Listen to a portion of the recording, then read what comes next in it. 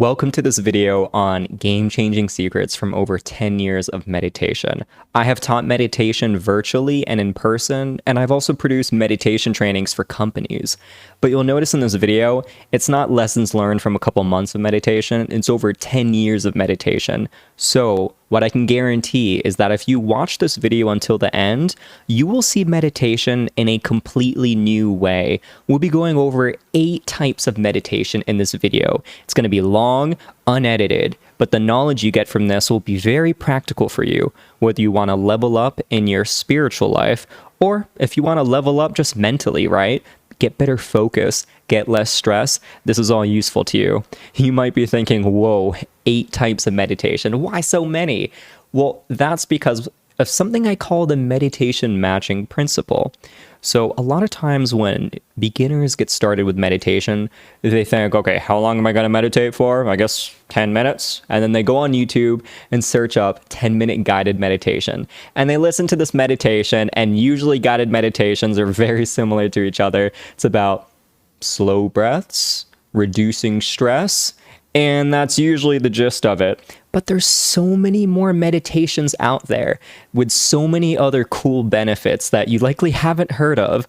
And by knowing about those meditations, you can match the meditation you do for what you want out of meditation. And that is going to just supercharge your journey and allow you to progress a lot faster with meditation than if you just try to go out there on your own and look for guided meditations way out there. So let's get started. So that video, or picture I should say, of me is holding a saxophone, and I was in jazz band in high school. Now, while I loved a little bit of jazz, I had an issue with getting distracted from my studies. So in the middle image, you see a YouTube video going, a video game controller, and those were some things that got me away from studying. And I would want to sit down and focus, but maybe 10, 20 minutes in, even sometimes sooner, my mind would just give me these distractions and say, you're tired, Luke. How about you take a break first and then study? So my first draw to meditation was that I wanted it to improve my focus. So what I did starting out is I would close my eyes and mentally I would draw the figure 8. That's right. I would just keep drawing that figure 8 repeatedly, kind of like that image you see on the right. And whenever my mind would fluctuate and then I would think of something else, like, oh, what should I eat for dinner tonight? I would just open my eyes and then close them again and then keep focusing on drawing that symbol of number 8. When you do this kind of meditation, this visualization meditation, you don't have to pick the number 8. You can pick anything, really. But the challenge is how long you can stay focused. And you might start doing this. Maybe you can stay focused for 1 minute. Once you get better at that, practicing this daily, ideally, you can increase the time to maybe 5 minutes, to maybe 10 minutes. And this might sound really boring, but this was game-changing. After only 3 weeks, my mental focus increased so much for school. I was able to supercharge my productivity. I was able to not get distracted easily just from the simple meditation. And after 3 weeks of daily practice, not bad, right? Now, for visualization meditation, there is levels to this, and you can actually level up your visualization meditation to get even greater benefits. Let's talk about that. So on the image on the left, you have some more complex objects. You have a chair, you have a bicycle, a tree. These are just examples, but once you get better at holding a symbol in your mind, whether it's still or whether you're drawing it repeatedly, then you want to look at something more complex and try to hold that in your mind. You close your eyes, you visualize that on a dark background, right? Maybe blackness behind it, and you try to keep it still. Now here's the challenge. If that image slightly wavers or it changes into something else, or of course if another thought comes in, you open your eyes and then you close them again to reset the exercise. This is harder than you might expect. Now, some people, like artists, might find this kind of meditation relatively easy, but for others, it can be really hard. And one thing about meditation matching is there's a lot of meditations with different benefits, but some are going to come easy to you and some of them are going to be hard. But just because they're hard doesn't mean that you shouldn't do them. You can still get awesome benefits. So that is level 2 of visualization meditation. Take a complex object, hold it in your mind without it wavering as you close your eyes. Once you can do that for a while, you can move on to the next level. So the next level is going to be, you can see that middle image and you're holding a pencil. So you want to hold a pencil. In this case, this is a little bit more complex than a pencil, but imagine this is a pencil. I'm holding these glasses. So you look at this, your finger, or your fingers, I should say, holding this pencil, and then you close your eyes. And then you try to recreate this image in your mind as precisely as possible. But then here's the challenge. While keeping your eyes closed, you then want to rotate the pencil or other simple object a certain way. So you'll notice I've rotated the glasses. And now you want to try to visualize in your mind what your hand and the object looks like in a different angle. And then once you have that image in your mind, you open your eyes to see how close were you in your mind to reality. So this can actually be a little bit easier to focus on than the keeping the object still and not letting it move. However, it has its own challenge because you're changing the orientation of an object. It's becoming more 3D as you introduce different angles. This will do miracles for your visual memory. So I highly recommend you try that. And on the right image, I share this because you see on the left sort of like a visualization, a brain, and then on the right you see machinery. So what the heck is that, right? Tesla, the inventor, he did things with electricity. I won't bore you with all the details, but something amazing about this inventor is that before he made things in the physical plane of reality, he would imagine the inventions in his mind and sort of do stress tests. So think, okay, where could this invention of mine, mentally speaking, where could something go wrong? Could there be too much pressure or strain in this certain area? Maybe I should revise it and redesign it in my mind. And Tesla, he invented so many things, over hundreds of inventions, using this precise approach. And then once it was made, usually it would run really smoothly. So that's just one example of how having greater visualization could be practical, beneficial, and the more that you start doing this visualization meditation, anything that's visual that you want to memorize, you're going to start improving. When you see that boring textbook of images, do this for 3 weeks, and then whoa, it's easier to memorize things now. So that's the first kind of meditation we're covering. Next up, it's important that you understand the layers of your mind. We often like to stay in the logical area of our mind. You could call that the conscious. So that character in the middle, I have as the conscious representation. They're logical. They want to get things done. But what about your subconscious? Yeah, your subconscious is there, whether you want to acknowledge it or not. And your subconscious tends to have a bit of a playful side. So your subconscious is like your inner child, and your inner child is very intelligent and also very observant. You ever get an intuition like, maybe I shouldn't cross the street at this time, or maybe that person looks suspicious, and then you find out, whoa, that person is suspicious. They just did something bad, and you're just so glad your intuition came in and stopped you from interacting with that person or dangerous event. That's your subconscious at play. And then last but not least, who is this wizardly man on the right-hand side? That is your superconscious. Your superconscious has a lot of intelligence, but it's kind of like your inner guide, and it's your inner guide to wisdom. Very powerful to just acknowledge these 3 layers of your mind. Now, where do things go wrong? Things often go wrong with the subconscious. This is something that you're not going to typically learn in traditional education, and that's for sure, because what is marketed to us What is marketed to us is distractions.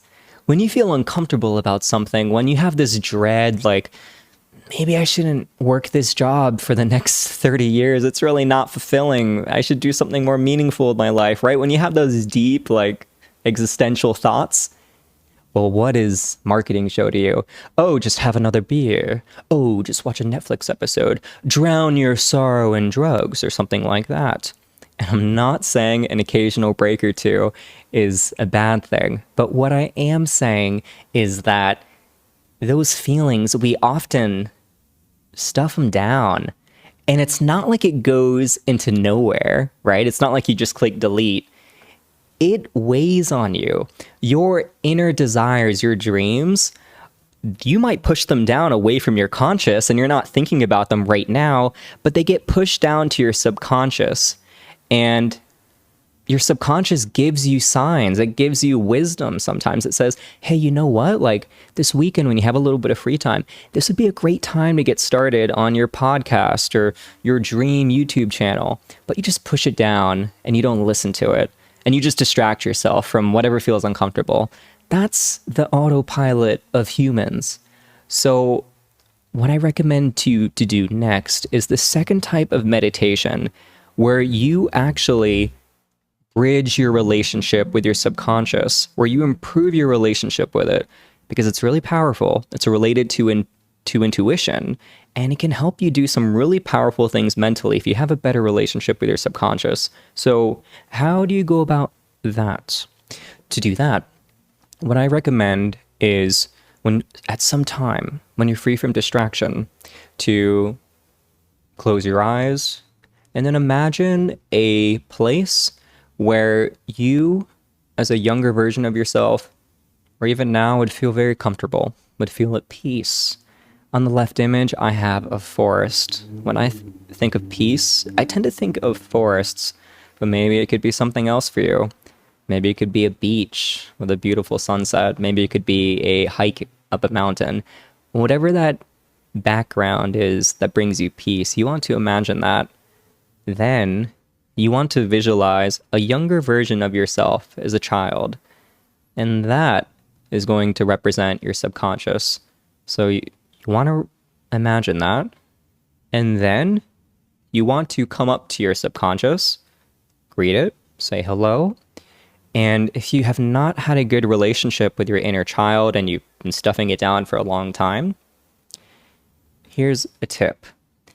It's good to visualize a gift that your inner child or your younger self would appreciate. Maybe it's a kite. Maybe it is some other little toy. You visualize yourself giving it to the subconscious. You're also respectful. You might apologize. You might say, hey, I want to acknowledge that we haven't always had the best communication. Sometimes I've shut you out, and I'm sorry about that. I want to have a better relationship with you. And the way your subconscious responds can vary person to person.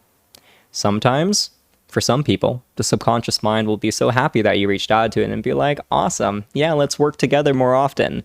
But a lot of times, your subconscious inner mind might actually get upset at you, kind of like a kid throwing a tantrum.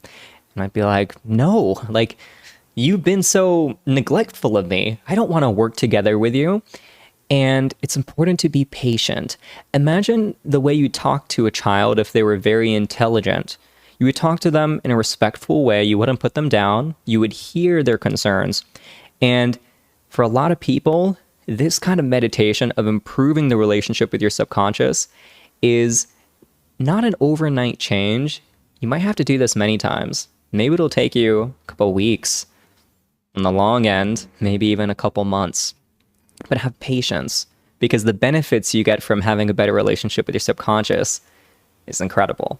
For one, the better relationship you have, the more ability you have into stepping into what I call the child's eye. Now, what does that mean, right? Well, you know, when children are young and they're growing up, they see the world with fascination. Like, the world is exciting. It's so cool. You can learn new things, you can do new things. And sometimes as we get caught up as adults in the routine and the mundane, we lose track of that. Your subconscious is also very intelligent and very observant of things going on around you. And if you have a good relationship with it, I should say, you can improve your intuition. And then before you realize it, you'll start avoiding negative situations before they can enter into your life, because your subconscious will steer you away from negative situations and bring you towards positive. This might sound a little bit woo-woo, like how could that even happen? But I ask you to have trust with me on this. And the more you do this meditation, you'll see the awesome benefits you'll get. Practice and patience brings progress with meditation. What I've found for most students that I've taught is that the truly miraculous benefits of meditation start coming in at least after 3 weeks of daily practice. For some, I've seen it happen even as soon as 2 weeks later, but it's best to tell yourself it's going to take 3 weeks to start getting the great benefits of meditation so that you have patience, so you don't have expectations that are unrealistic, like, after I do 2 meditations, I'm going to be stress-free, my memory is going to be superb. Like, no, you don't want to set yourself up for failure. You want to come at this realistically. Now, I also acknowledge that meditation, of course, can bring immediate benefit. If you are doing a meditation to reduce stress, after that meditation, you might feel a little bit less tense in your shoulders. You might feel a little bit more loose and just more ready for the day. But it's by doing whatever meditation you choose consistently for over 2 or 3 weeks that those benefits deepen and become stronger. And rather than something short and temporary you feel after the meditation, it starts getting integrated into your mind. So for example, a meditation to reduce stress, you start realizing that even when you haven't meditated in a while, stressful situations that you used to find stressful don't stress you out as often. So the deeper benefits come with time. Keep that in mind if you ever get frustrated with meditation and you just feel like, maybe it's not working, but I've only been doing this for a week. Think about that. And another point as well is, I get it that it's really easy to make excuses to not do meditation. And sometimes you don't do it on a day before you think, oh, okay, I've been meditating for 6 days. I didn't meditate on the 7th day. Oh my gosh, I gotta like start over. My progress is ruined. Don't think that. Just think, Luke said, that's my name, Luke said do 21 days of meditation at least. So Monday through Saturday you meditated. If on Monday you meditate again because you skipped Sunday, you can think of that as your 7th day. You didn't lose all your progress. Just do your best. Do it as often as you can. So the next type of meditation is deep physical relaxation, also known as DPR. So with meditation, it's easy to focus on the mind, right? And what we can do in that dimension, whether it's visualization or other things like communicating with our subconscious.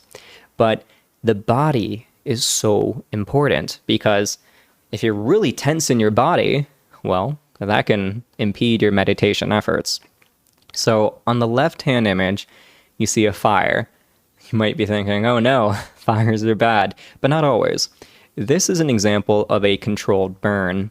So sometimes there's a big fire and, well, firefighters want to stop that fire. And some of the firefighters might be working directly on that fire, using water hoses, shooting water towards it.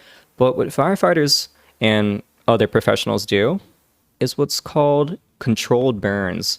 So sometimes people will burn area ahead of where a wildfire is going, so that when the wildfire gets to that area, the resources are already like burned out and they can't really burn anything more. So that's kind of like an indirect way of fighting fire, right? Because it's not directly with water. You're literally fighting fire with fire. So coming back to the body, DPR is a way to fight tension with tension. So everyone gets tensions in certain ways, some more than others. But for me personally, I get a lot of tension in my shoulders when I'm stressed. So to reduce this tension, you use tension. That sounds really paradoxical. But what does that mean? So to do the DPR activity, you focus on each of your muscle groups that you can physically control, and you do something like this. Maybe you take your hand, starting with this. You clench your hand as you breathe in for maybe a 3-second breath. Hold it, and then breathe out. As you breathe out, relax the hand. Do that with your right hand. Do that with your left hand. Do that with both hands. Release, right? Inhale, contract. Exhale, release. Then after you do that with your hands, you start thinking about your forearm. So with the hand and then the forearm, you hold that in as you inhale, then exhale, release. Do the other side, do together. You can then do the forearm, the hand, the bicep together. Hold them together, release. You can start adding in your shoulders. You can contract your chest. You can contract your back. You can contract your feet, right? Going up the leg. First, the toes, maybe the feet next, then the ankles, then the calves, and then the thighs.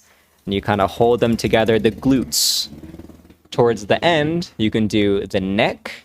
You can do the face, and you make this weird scrunched up face like that. Just tighten it and then release.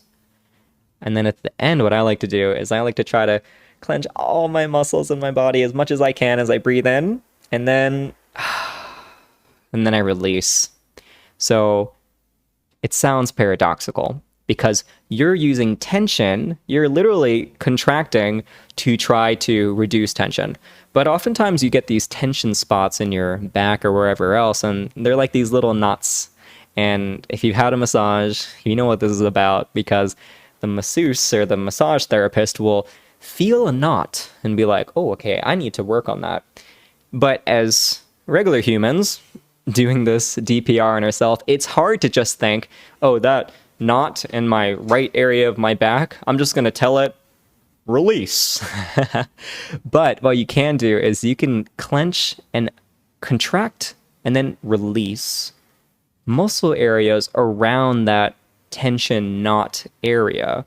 And by doing this, you relax your muscles, and then you can indirectly affect those pinpoint knots in your back, and you start to release. And this is something that you have to try it to believe it. If you have the time and you can go slow, you can do this for 30, 40 minutes, awesome. If you have time like that, then you could do right hand 3 times, left hand 3 times, both hands 3 times. Maybe you have less time. Maybe you only have 10 minutes. So you go one side together, and then next muscle, so on, so on. Remember how I told you about how meditation takes time? Do this, and after 3 weeks, oh my gosh, you will feel so much better physically. You'll have less tension.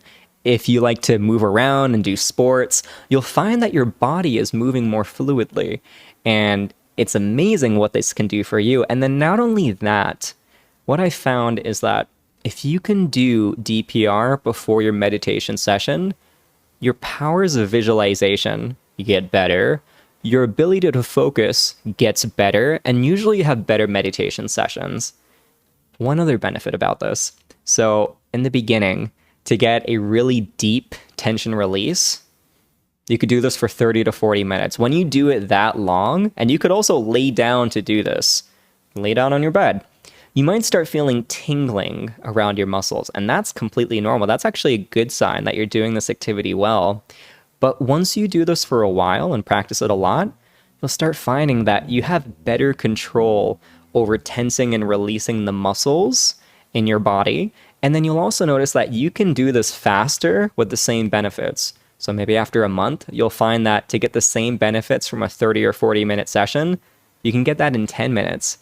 Eventually, you'll get really good at it, where when you have some tension coming in because your boss at work or your teacher just said something stressful, immediately you can tense that area, you can release, and then it's like, bang, no muscle knot today.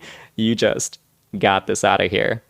Now, there is another level to DPR, or deep physical relaxation. You know, on this channel, Your Life, Your Quest, I like to gamify life by always showing you how you can level up in anything.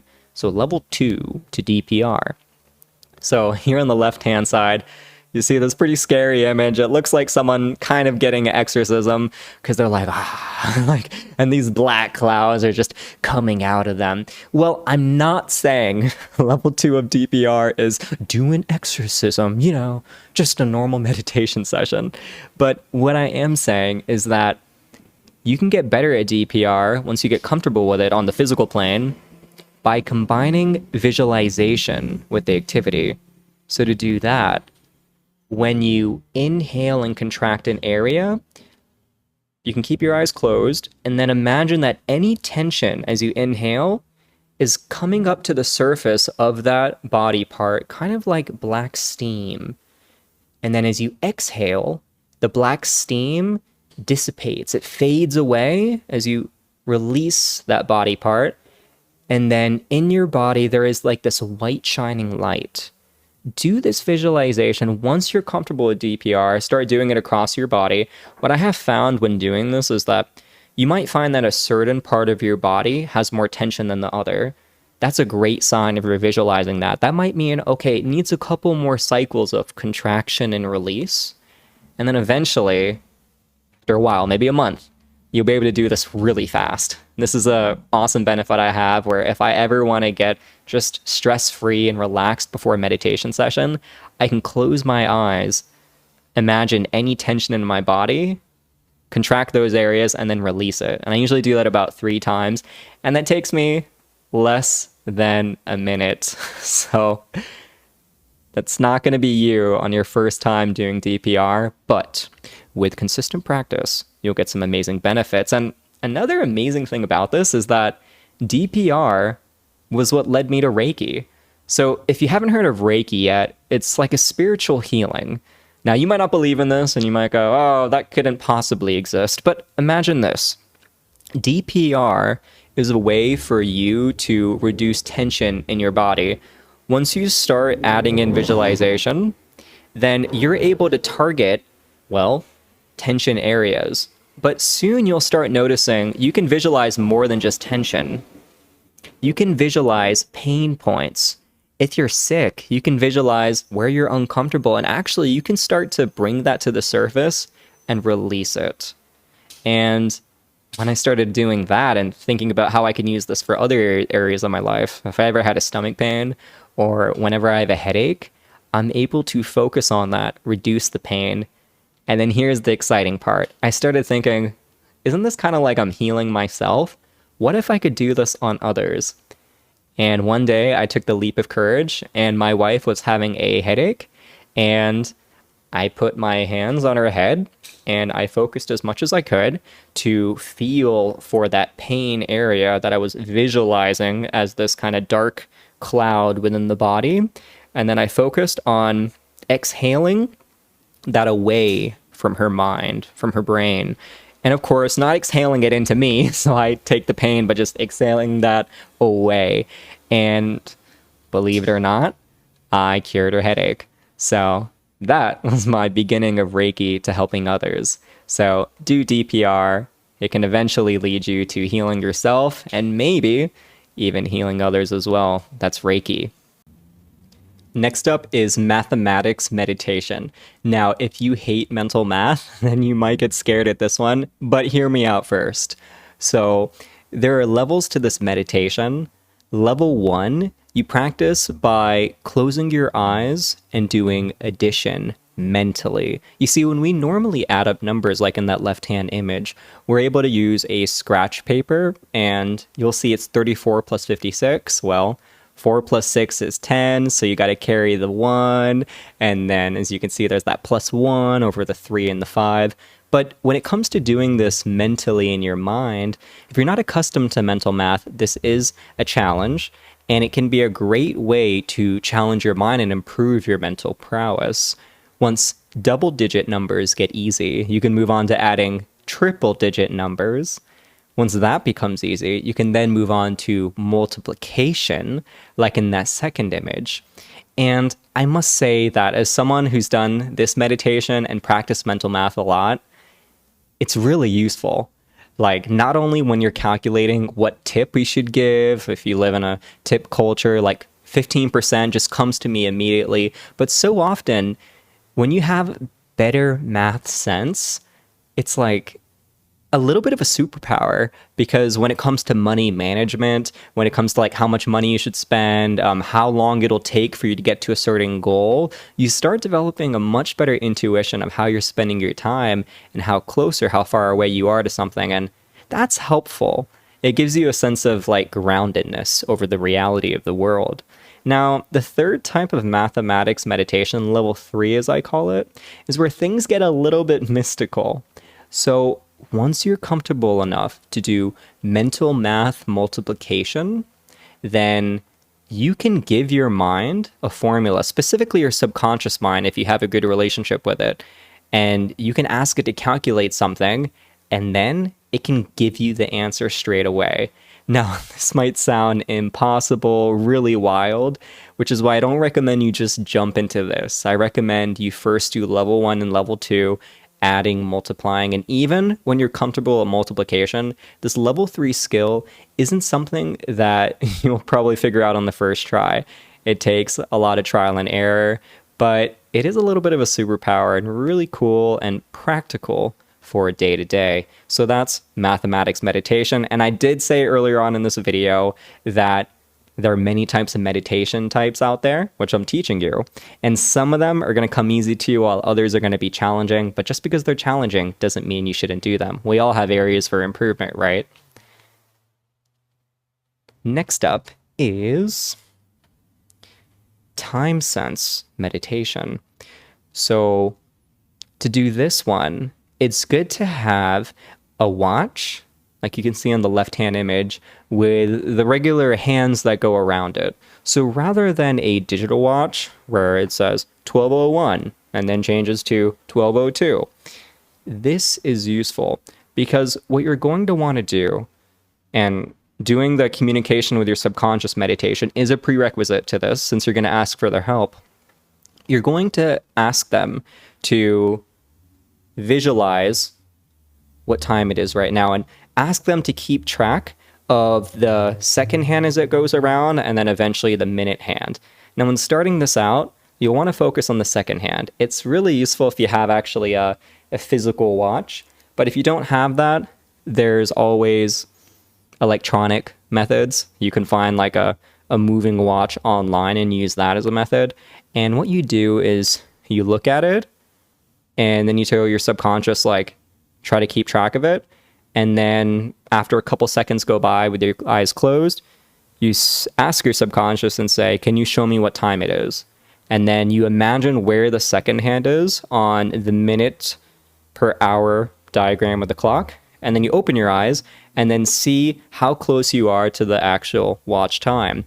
Now, don't get discouraged because at the beginning, you might be off a bit, and this takes practice. But the more you practice, the better time sense awareness you'll get. And this is powerful because having a sense of time is really useful. You know, some people, when they go through the day, they'll say, oh, wow, the time just slipped away. And then all of a sudden they're in a rush and they're behind on something. This is something I personally practiced a lot.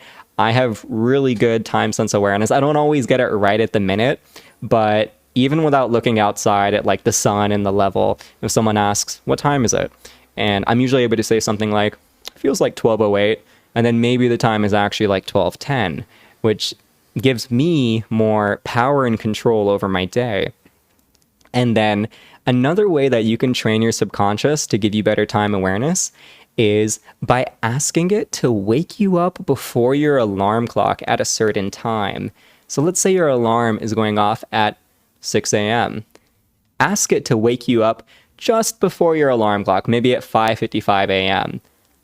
Once you can do that, you can start asking your subconscious a layered request where you ask for the time, but also say, hey, I know we're going to sleep tonight kind of late, but I need you to wake me up at 5:55 a.m. and I also want to feel rested. And that can actually happen. Kind of interesting, right? So this is another type of meditation that you can try. Next up, we have the listening meditation. So you'll notice on the left-hand image, you have someone in this kind of meditation pose, and there's these different sounds around them. Now, one thing I want to mention about meditating, there are different poses for meditation. There is the lotus, the half lotus, sitting on a mat. But when you start out for meditation, I think sitting in a chair is okay.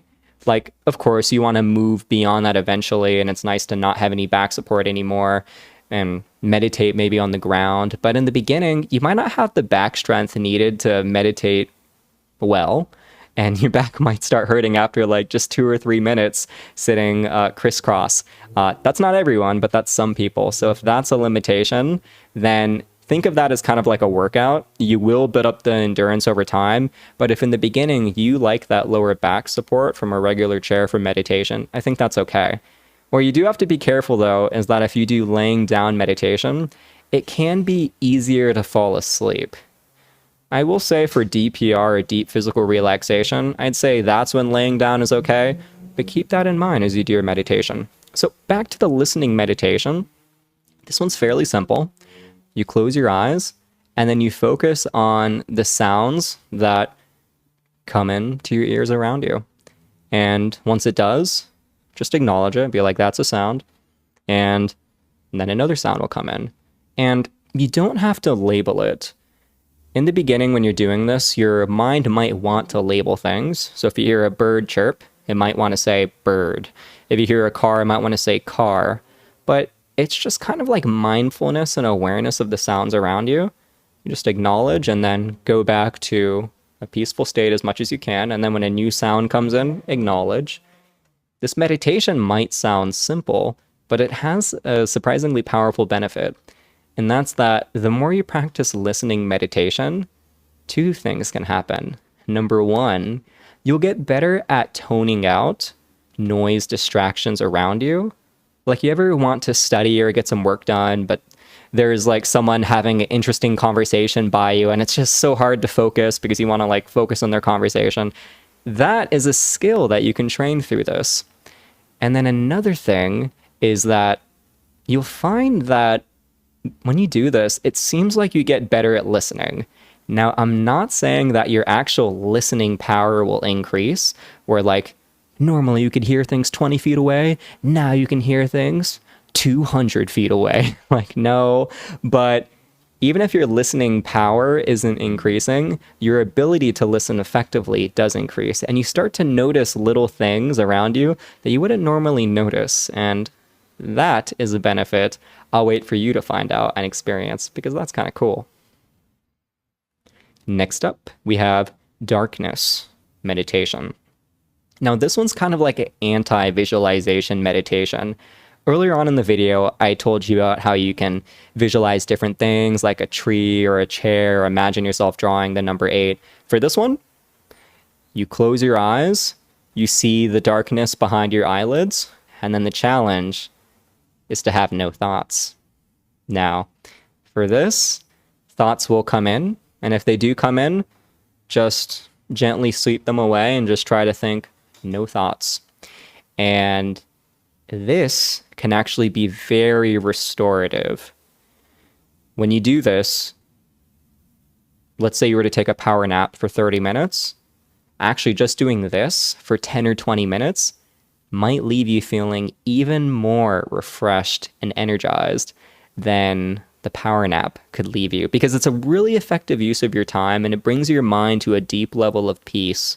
However, at the same time, I will say that your mind likes to play little tricks to distract you, to try to get you to stop meditating. And some of those distractions are, well, if you don't use a timer, it'll say, you know, we could have been meditating for a long time right now. What if like 2 hours go by and then you miss your appointment and blah, blah, blah. So, you know, it's good to use a timer for meditation.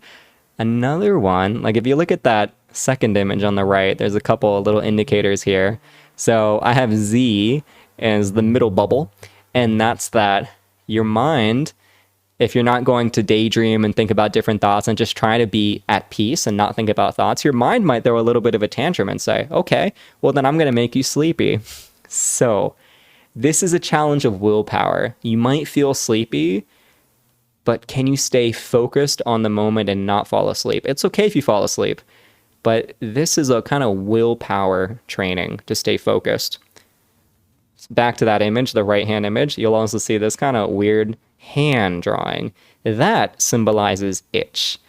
This happens a lot in meditation. It's your mind trying to distract you. Really test your focus and willpower. When you're meditating, it'll say, you have an itch now on your nose or on your ear or wherever it is. Wait it out. Your challenge is to not itch, and it will go away eventually.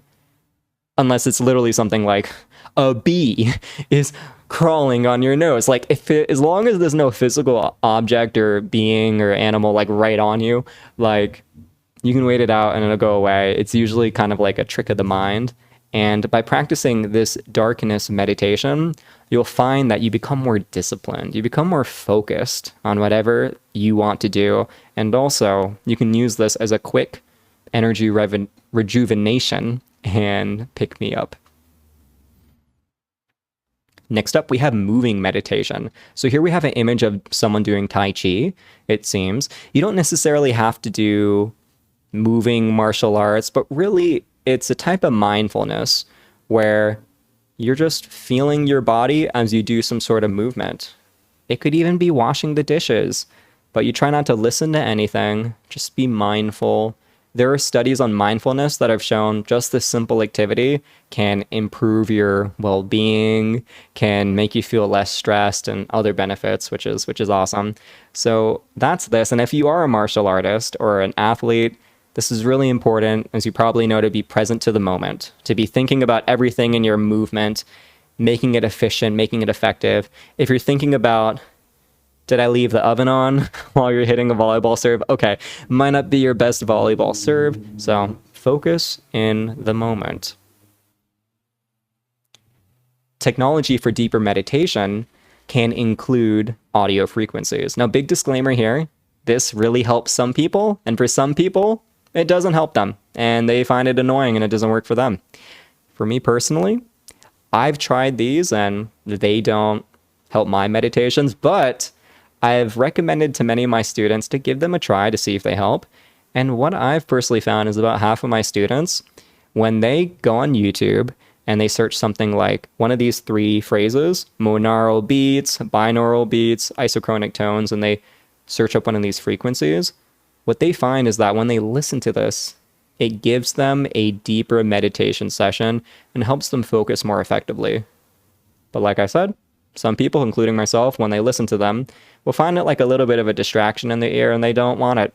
So I say, just give it at least one try and you'll see if it helps you or if it doesn't help you.